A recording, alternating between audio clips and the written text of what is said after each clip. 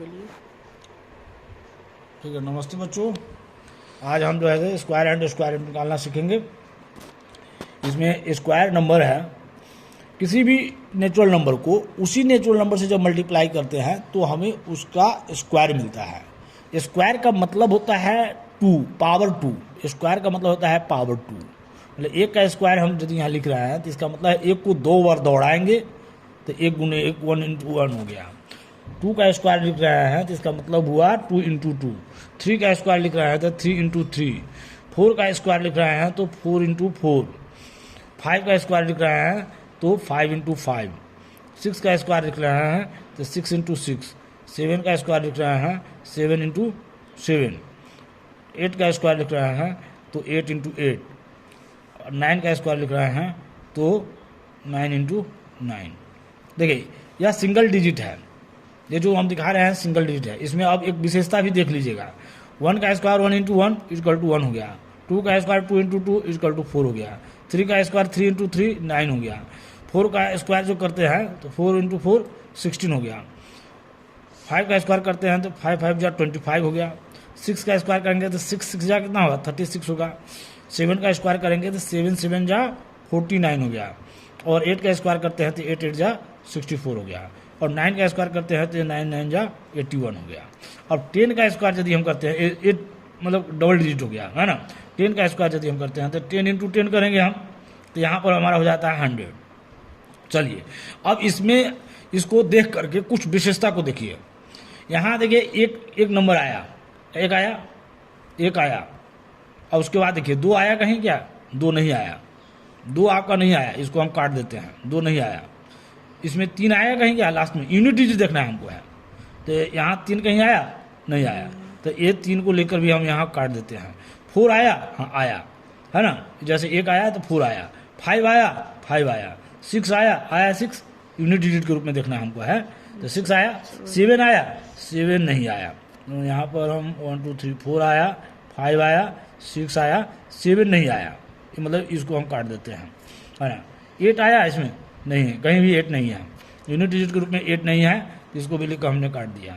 फिर 9 आया तो 9 यहाँ आया, 6 आया यहाँ, 4 हो ही गया था, यूनिट डिजिट में 1 आया था। अब यहाँ डबल जीरो है, जीरो जो है सो डबल है ना, डबल जीरो है ना। अब हाँ एक 9 हो गया है ना। अब देखिए यहाँ पर मतलब क्या हम इसको काटने का क्या अर्थ हुआ, अर्थ यह हुआ कि किसी भी संख्या के यूनिट डिजिट के रूप में 2 आता है, 3 आता है, 7 आता है, 8 आता है। तुरंत आपके दिमाग में यह बात जानी चाहिए कि मतलब वह जो है सो परफेक्ट स्क्वायर हो ही नहीं सकता है किसी भी नंबर का। 2 3 7 8 यदि किसी भी नंबर के यूनिट डिजिट के रूप में है तो यूनिट डिजिट को मतलब इकाई संख्या के रूप में यदि है तो वह जो है किसी भी संख्या का परफेक्ट स्क्वायर नहीं होगा। मतलब इस बात को आप अच्छी तरह से नोट कर ले, दिमाग में बैठा लीजिए इसको है ना। अब चलिए अब आगे चलते हैं।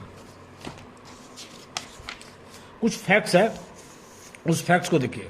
जैसे आप देखिए यहाँ पर आपको दिखाना क्या है से यहाँ एक क्वेश्चन एग्जाम्पल नंबर 1 दिया हुआ है। मतलब यहाँ कह रहा है कि which of the following numbers are perfect squares. तो यहाँ जैसे एक नंबर दिया हुआ है 256 है ना। 256 जैसे किसी का स्क्वायर नंबर है कि नहीं है ये हमको दिखाना है। तो अब हमको क्या करना होगा, सबसे पहले हमको 256 का प्राइम फैक्टराइजेशन निकालना होगा। क्या निकालना होगा, 256 का प्राइम फैक्टराइजेशन। 2 1 जा 128 हुआ, 2 6 जा 2 4 जा, फिर 2 3 जा 2 2 जा 2 16 2 8 जा, और यहाँ होगा 2 4 जा और 2 2 जा 2 2 जा हो गया। अब यहाँ पर हम लिखेंगे यहाँ पर 256 इक्वल टू कितना हो गया, 1 2 3 4 5 6 7 8 2 है। तो 2 इंटू 2 इंटू 2 इंटू 2 इंटू 2 1 2 3 4 5 6 7 और 8 हो गया।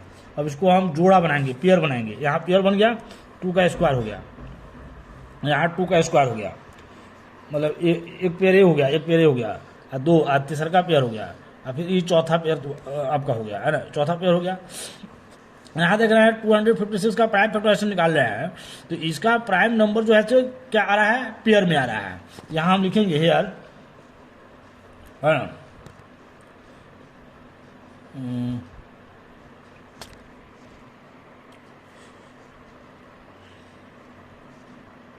prime factorization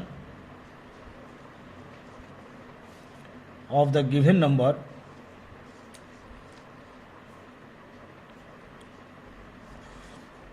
is in pairs,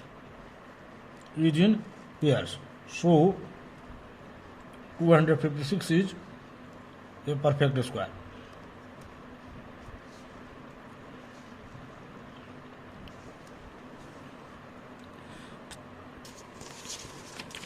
एक और नंबर लेके दिखाते हैं, जैसे 154 को लेकर दिखाते हैं, यह परफेक्ट स्क्वायर है कि नहीं। तो यहाँ देखिए 154 का हम क्या करेंगे, ये देखिए जो हम दिखा रहे हैं ना, इसको आपको एग्जामिनेशन में 2-3 नंबर में पूछता है, मार्क्स में पूछता है, तो इसको दिखाना पड़ेगा, आपको प्राइम फैक्टराइजेशन करके दिखाना पड़ेगा। यदि एक नंबर में पूछता है तो आप बता सकते हैं कि नहीं है, ऐसे भी निकाल करके, है ना। लेकिन जब एक नंबर से अधिक नंबर में पूछा जाएगा, 2 नंबर में पूछा जाएगा या 3 नंबर में पूछा जाएगा, तो इसको बनाकर आपको दिखाना पड़ेगा, प्राइम फैक्टराइजेशन आपको निकालना पड़ेगा। 2 7 जा 14 हुआ, और 1 पर 4, 2 7 जा 14, और 2 से नहीं जाएगा, 7 से जाएगा, 7 1 जा 7 1 जा। अच्छा, एक बात और ध्यान रखिएगा, जब भी आप प्राइम फैक्टराइजेशन निकालिएगा तो स्मॉलेस्ट ग्रेटेस्ट नंबर की तरफ बढ़िएगा, मतलब सबसे स्मॉलेस्ट प्राइम नंबर लीजिएगा, उसके बाद बड़ा वाला प्राइम नंबर लीजिएगा, उसके बाद उससे बड़ा वाला प्राइम नंबर लीजिएगा। प्राइम नंबर तो समझ ही रहे होंगे, नहीं समझ रहे होंगे तो इस बात को नोट कर लीजिए। सिर्फ प्राइम नंबर जो होता है उसके मात्र 2 ही फैक्टर होते हैं, इस बात को ध्यान में रखिएगा, है ना। 2 से न कम फैक्टर होगा उसको, और न 2 से अधिक उसके पास फैक्टर होंगे, है ना, उसी को हम प्राइम नंबर कहते हैं। 2 × 7 × 11, इसमें 3 प्राइम नंबर आया, और तीनों प्राइम नंबर डिफरेंट आया, और कोई भी प्राइम नंबर इसमें क्या है, पेयर में नहीं है। तो यहाँ लिखेंगे हेयर, है ना, no primes are in pairs में नहीं है, पेयर में होगा तभी जो है तो वह स्क्वायर नंबर हो सकता है, अदरवाइज नहीं होगा। No primes are in pair, है ना। So 154 is not a perfect square, हो गया। इस तरह से हम परफेक्ट स्क्वायर और नॉट परफेक्ट स्क्वायर का पता लगा सकते हैं, आपने इस साइज का क्वेश्चन बना सकते हैं इसको। उस परफेक्ट स्क्वायर के बारे में हम फैक्ट्स को देख लेते हैं। क्या फैक्ट्स को देख लेते हैं? सबसे पहला बात देख लीजिए, से किसी भी नंबर के लास्ट में जीरो की संख्या यदि ऑड में होगी, नंबर ऑफ जीरोज, है ना, इज इन ऑड नंबर्स, मतलब ऑड नंबर में, मतलब 1 0 होगा या 3 0 होगा या 5, जैसे में देखिए 1 0 हुआ, चाहे अब लाते हैं 3 0 हो गया, 1 2 3 हो गया, यहाँ देखिए 1 2 3 4 5 0 हो गया। तो ऐसी संख्या जो होगी, कोई भी संख्या हो, जैसे तो हम 1 पर लिए हैं, और भी कोई संख्या हो सकता है, इसके आगे हो सकता है, तो नंबर ऑफ जीरो यदि ऑड में होगा तो वह कभी भी नंबर पूरी संख्या जैसे परफेक्ट स्क्वायर होगा ही नहीं, नो परफेक्ट स्क्वायर, एकदम सीधी बात, नो परफेक्ट स्क्वायर। इस बात को नोट कर लीजिएगा। ऑड नंबर में यदि जीरो होगा तो परफेक्ट स्क्वायर नहीं होगा। इवन नंबर का स्क्वायर जो होगा ना, इवन नंबर का जो स्क्वायर होगा वह एक इवन नंबर ही होगा हमेशा। दूसरी बात हम बता रहे हैं, इवन नंबर का स्क्वायर हमेशा इवन होगा, ऑड नंबर का स्क्वायर जो है तो हमेशा आपका ऑड होगा, ऑड नंबर का स्क्वायर हमेशा ऑड होगा। इस बात को ध्यान रखेंगे। अभी आपको हम करके भी दिखा दिए हैं, यदि किसी संख्या के लास्ट में 2 3 और यदि किसी संख्या के अंत में लास्ट में 2 3 7 8 हो, है ना, तो यह दिमाग में बैठा लीजिएगा, मतलब जैसे वह किसी का परफेक्ट स्क्वायर नहीं हो सकता है, नो परफेक्ट स्क्वायर होगा, है ना। किसी भी संख्या के अंत में 2 3 7 8, याद रखिए, मैं बार बार दोहरा रहा हूँ क्योंकि आपको यह बात याद हो जाए, दिमाग में बैठ जाए, सही, मतलब 2 3 7 8 यदि किसी भी संख्या के लास्ट में होगा तो नो परफेक्ट स्क्वायर होगा, वह परफेक्ट स्क्वायर नंबर नहीं हो सकता है, हाँ ना। उसके बाद देखो आगे चलिए, कोई भी परफेक्ट स्क्वायर नंबर, है ना, ये हम 2 विशेषता बता रहे हैं। परफेक्ट स्क्वायर नंबर का कोई 2 विशेषता पूछे, कभी कैरेक्टरिस्टिक्स कह सकते हैं उसको हम, है ना। तो क्या विशेषता है? 0 और 1 को छोड़कर मतलब अदर देन, है ना, इसको छोड़कर, वह 3 के मल्टीपल में होगा, मल्टीपल ऑफ 3,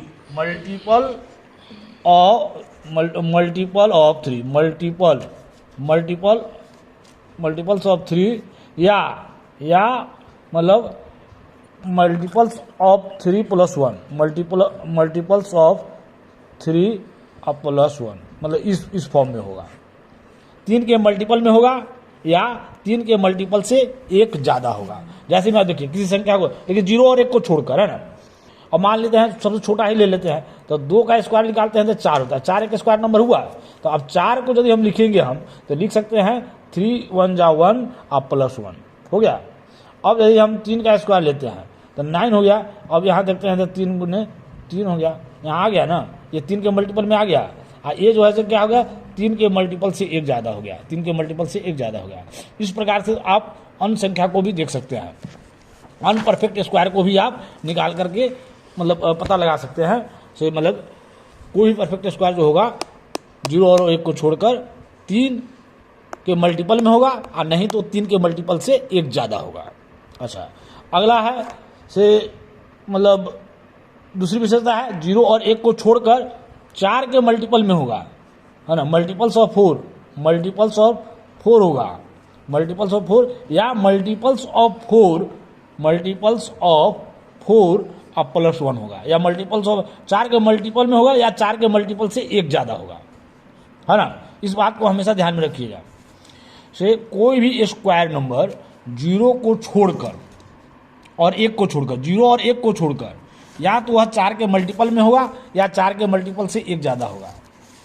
दो विशेषता, एक 3 के मल्टीपल में होगा, नहीं तो 3 के मल्टीपल से एक ज़्यादा होगा, 4 के मल्टीपल में होगा, नहीं तो 4 के मल्टीपल से एक ज़्यादा होगा, 0 और 1 को छोड़कर, ये दिमाग में रखिएगा। चलिए अब नेक्स्ट विशेषता, कोई भी स्क्वायर नंबर, हाँ, अब दो कॉन्सिक्यूटिव, देखो ये शब्द आता है कॉन्सेक्यूटिव, एक शब्द आएगा आपको। तो कॉन्सेक्यूटिव का मतलब होता है लगातार, लगातार का मतलब हुआ 4 के बाद 5 हुआ, 5 6 7 8, ये लगातार हो गया, है ना, इस तरह। तो कोई भी दो कॉन्सेक्यूटिव नेचुरल नंबर का जो स्क्वायर का डिफरेंस होगा वह दोनों कॉन्सेक्यूटिव नेचुरल नंबर के सम के बराबर होगा। जैसे में देखिए मतलब 3 और 4 ये जो है से क्या है, दो कॉन्सेक्यूटिव नेचुरल नंबर हैं। अब 4 के स्क्वायर में से 3 के स्क्वायर को यदि घटाते हैं तो यहाँ 4 और प्लस 3 कितना होता है, 7 होता है। 4 और प्लस 3 कितना है, 7, उसे सम के बराबर होगा। कोई भी कहीं से भी ले लीजिए, मान लेते हैं। अब देखिए हमको निकालना है 9 और 10, मतलब इसके स्क्वायर के बीच का अंतर निकालना है। कॉन्सेक्यूटिव है, 9 के बाद 10 ही आएगा, है ना, 10 से पहले 9 आएगा।